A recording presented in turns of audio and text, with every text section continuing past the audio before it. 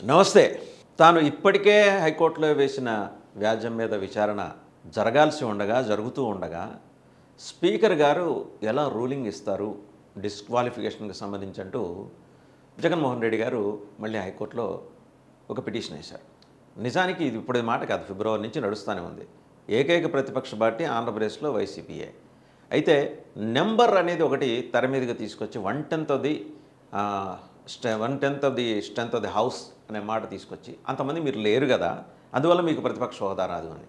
అయితే జగన్మోహన్ రెడ్డి గారు ఏం చేశారు, AP payment of salaries and pension and removal of disqualification చట్టానికి వ్యతిరేకంగా స్పీకర్ గారు ఈ రూలింగ్ ఇచ్చారు అని అంటూ ఇంకో మాట అన్నారు. ఆల్రెడీ దీనికి సంబంధించి ప్రతిపక్ష హోదా తనకి ఇవ్వాల్సిందిగా, తమ పార్టీకి ఇవ్వాల్సిందిగా హైకోర్టులో వేసిన పిటిషన్ పెండింగ్లో ఉండగా దాని మీద విచారణకు సంబంధించి ప్రభుత్వం కానీ, స్పీకర్ కానీ, శాసనసభ వ్యవహారాల శాఖ మంత్రి కానీ, లేదా శాసనసభ సెక్రటరీ కానీ ఇంతవరకు వివరణ ఇవ్వకముందరే మళ్ళీ కొత్తగా రూలింగ్ ఎలా ఇచ్చేస్తారు, is it not contradicting the existing laws of the land అని చెప్పేసి ఆయన క్వశ్చన్ చేశారు.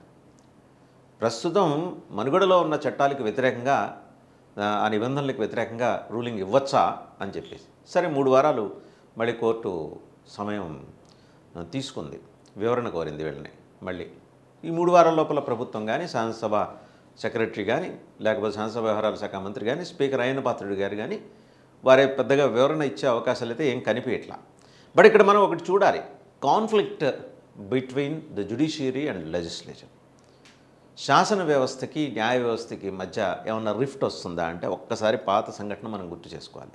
ఏంటది, సోమనాథ్ చటర్జీ గారు లోక్సభ స్పీకర్గా ఉండగా నోట్ల గట్టలు తీసుకుని ఎవరో వచ్చేసారు సభ్యులు లోపలికి. దాని మీద ఆయన డిస్క్వాలిఫికేషన్ కోసం అని చెప్పేసి చెప్పారు. దాన్ని ఛాలెంజ్ చేసి సుప్రీంకోర్టుకి వెళ్తే సుప్రీంకోర్టుకిను పార్లమెంట్కి మధ్య రచ్చ నడిచింది. ఒకే వేదిక మీద సుప్రీంకోర్టు న్యాయమూర్తులు ఏదో సందర్భంలో అప్పుడు లోక్సభ స్పీకర్గా ఉన్న సోమనాథ్ చటర్జీ గారు కూర్చోవడం తటస్థించింది. అప్పుడు వారు అడిగారట సుప్రీంకోర్టు వారు. ఇన్ఫ్యాక్ట్ ఇక్కడ మనం చెప్పుకోవాల్సింది ఏంటంటే సోమనాథ్ చటర్జీ గారు పేరు మోసిన న్యాయ కోవిదులు. అదే అన్నారట సుప్రీంకోర్టు న్యాయమూర్తులు. సరే మేము జడ్జీలం అయితే అయ్యుండొచ్చు కాక మీరు న్యాయ కోవిదులు, మన వ్యవస్థల మధ్య రిఫ్ట్ ఎందుకంటే సోమనాథ్ చటర్జీ గారు ఒక మాట అన్నారు. అంటే విజ్ఞులు విజ్డమ్ తోటి ఎలా ఆలోచన చేస్తారని చెప్పడానికి ఆయన ఎంత హుందాగా ఉన్నారో. నాకంటూ ఒక పరిధి ఉంది, లోక్సభ వరకు నా పరిధి స్పీకర్గా. ఇక్కడ ఏదన్నా నిబంధనలకు వ్యతిరేకంగా జరిగితే నేను మాట్లాడతాను, లేదు ఇక్కడే ఏదో నేనే నిబంధనలకు వ్యతిరేకంగా వ్యవహరించినుంటే స్పీకర్గా వివరించుంటే మీరు మాట్లాడవచ్చు, అప్పుడు మీ పరిధిలోకి వస్తుంది. మీ పరిధిలోకి రాలేదు కదా ఇది అన్నాను. తేలిపోయింది వ్యవహారం. నేనేది ఏంటంటే ఇక్కడ ప్రెసిడెంట్ ఎలా ఉంది, ఇంతకుముందు మన పెద్దలు ఎలాంటి ఒక సంప్రదాయం వాళ్ళు అక్కడ నెలకొల్పారు, దానికి భిన్నంగా మనం ఇప్పుడు ఎందుకు వ్యవహరించాల్సి వస్తుంది. జగన్మోహన్ రెడ్డికి ప్రతిపక్ష హోదా ఇచ్చినంత మాత్రాన, వారి పార్టీకి ఇచ్చినంత మాత్రాన ఈ ప్రభుత్వానికి వచ్చే నష్టం లేదు.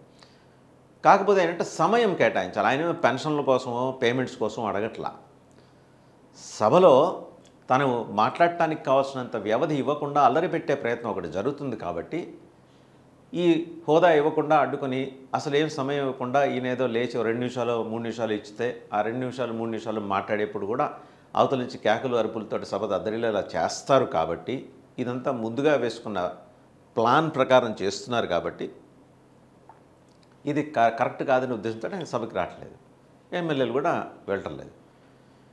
కాకపోతే ఏంటంటే ప్రభుత్వం కూడా పంతంగా ఉంది, కూటమి ప్రభుత్వం. ఇన్ఫ్యాక్ట్ కూటమి ప్రభుత్వంలో పార్ట్నర్గా ఉన్న బీజేపీ, స్థానిక బీజేపీ, ఆంధ్రప్రదేశ్ బీజేపీ, మరి ఢిల్లీ బీజేపీ వ్యవహారాలు అలా ఉన్నాయి కూడా చూడాలి. అక్కడ ఆప్ ప్రభుత్వం ఉన్నప్పుడు వీళ్ళకి 3-4 ఎమ్మెల్యేలు ఉంటే వీళ్ళకి ప్రతిపక్ష హోదా ఇచ్చింది అప్పుడు ఆప్ ప్రభుత్వం, కేజ్రీవాల్ గారి ప్రభుత్వం. బీజేపీ ఆ విషయం మర్చిపోయిందా? ఇక్కడ ఈయనకి 11 ఉన్నాయి, ఏకైక ప్రతిపక్షం. మిగిలిన వాళ్ళందరూ కూటమిలో జనసేన ఉంది, బీజేపీ ఉంది, తెలుగుదేశంతో కలిసి 134, మిగిలిన 30 ఏళ్ళవి.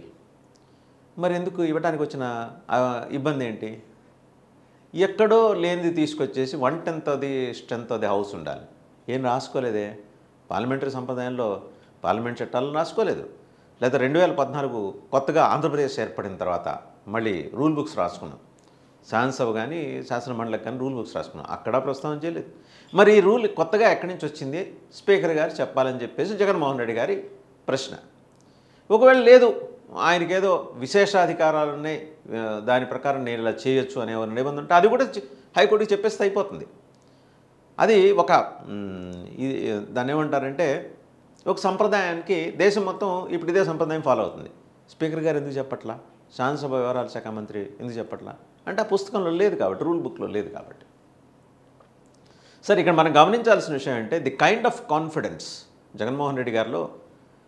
పార్టీ ఓడిపోయిన రోజున మొదటి రోజున ఆయన మాట అన్నారు, ఏదో జరిగింది, ఏం జరిగిందో చెప్పలేకపోతున్నాను. బట్ ఈరోజు చాలా కాన్ఫిడెంట్గా ఆయన ఫేస్ చేస్తున్నారు. జరిగింది ఏంటో ఆయనకి తెలుసు, జనాలకి తెలియజెప్పే ప్రయత్నం చేస్తున్నారు. అండ్ ఆ చైన్ బిల్డింగ్ కూడా ఎలా ఉందంటే నేరుగా కార్యకర్తతో కనెక్ట్ అయ్యే వ్యవస్థ పెట్టుకున్నాడు ఆయన. ఎవరి మీద డిపెండ్ కాదలుచుకోలేదు, బ్యాంక్ కాదలుచుకోలేదు.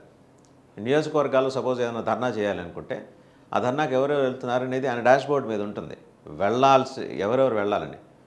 ఈ మధ్యకాలంలో 2 ధర్నాల్లో ఒకసారి 14 అసెంబ్లీ నియోజకవర్గ ప్రజలు, ఇంకోసారి 17 అసెంబ్లీ నియోజకవర్గ ప్రజలు ధర్నాలు జరిగితే యాబ్సెంట్ అయిన వాళ్ళ నుంచి పిలిపించుకుని వివరణ అడిగారు ఆయన. అంటే కాన్స్టెంట్ మానిటరింగ్ ఉంది. ఇదివరకు ఏది మిస్ అయిందో, ఏది ఐప్యాక్ కారణంగా ఆ లింక్ తెగిపోయిందో, ఇవాళ ఆ లింక్ని, ఆ బ్రిడ్జిని ఆయనే, ఆ గ్యాప్ని ఆయనే బ్రిడ్జ్ చేస్తున్నారు, ఇంకెవరికి అవకాశం ఇవ్వకుండా. సో ప్రతి ఒక్కళ్ళు జవాబుదారీగా పనిచేసే విధంగా కార్యకర్తలు, తృతీయ శ్రేణి, ద్వితీయ శ్రేణి నాయకత్వం, అగ్రనాయకత్వం, తర్వాత ఉండే 2-3 లేయర్స్ అన్నీ కూడా రెస్పాన్సిబుల్గా 24/7 ఒళ్ళు దగ్గర పెట్టుకుని పనిచేసే ఒక వ్యవస్థని తనకు తానుగా జగన్మోహన్ రెడ్డి తయారు చేసుకుంటాడు. అది ఆయన కాన్ఫిడెన్స్ కారణం. ఈ కాన్ఫిడెన్సే కొంచెం మరి పాలక కూటమిని, అలాగే అసెంబ్లీలో స్పీకర్ గారు కొంత మరి జగన్మోహన్ రెడ్డి గారు రఫారఫా మాట్లాడాడు, అభ్యంతరకర వ్యాఖ్యలు చేశాడని చెప్పేసి మరి స్పీకర్ గారు వారి స్థానంలో కూర్చొని మాట్లాడారట.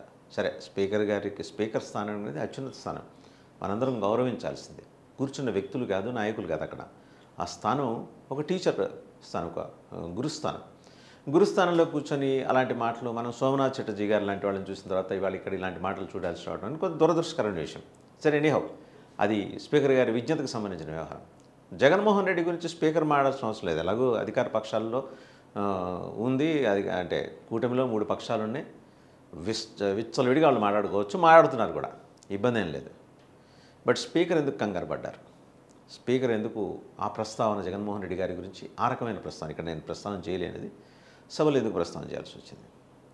ఇలాంటి ప్రశ్నలన్నీ ఉత్పన్నం అవుతున్నాయి. ఇవన్నీ ఆయన గమనిస్తున్నాడు జగన్మోహన్ రెడ్డి గారు. సరే, డిజిటల్ బుక్ అంటారా, మాసెస్ కోసం ఆయన పెట్టిన ఒక ఎక్సర్సైజ్, వాళ్ళకు కాన్ఫిడెన్స్ ఇంబైబ్ చేయడానికి.